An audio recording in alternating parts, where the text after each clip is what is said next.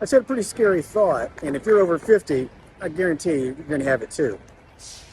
I'm 58, and I just realized that I may never work again. I may never have a job again. Now, I'll make money, but I may never get hired by anyone ever again to go work for an organization or a company. Doesn't matter how good I am. Doesn't matter my skill set, what I do, have done. Doesn't matter how well I interview. The fact of the matter is, I very likely have aged out. I'm 58. And look, you can sit there and, throw sunshine on it all you want about ageism is bad. Yeah, but it's also real.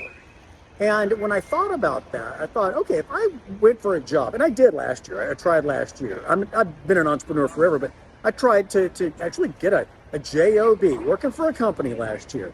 It was just a miserable experience. And I've got to thinking about that, how I'm perceived, how people my age are perceived. And just, getting a job's tough, whoever you are, whatever age you are. But just now, with statistics saying, I say statistics, reports rather, saying that a majority of hiring managers and recruiters feel that, I think it's either 54 or 57, is too old to even work. So what the hell are you going to do?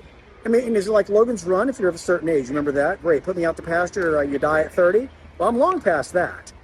And so what are you going to do? You're forced to become an entrepreneur.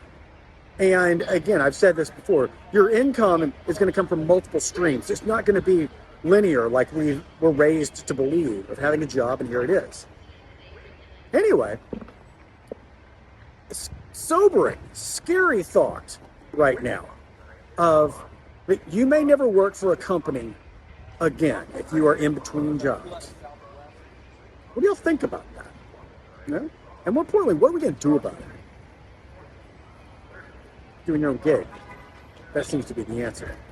What do you think?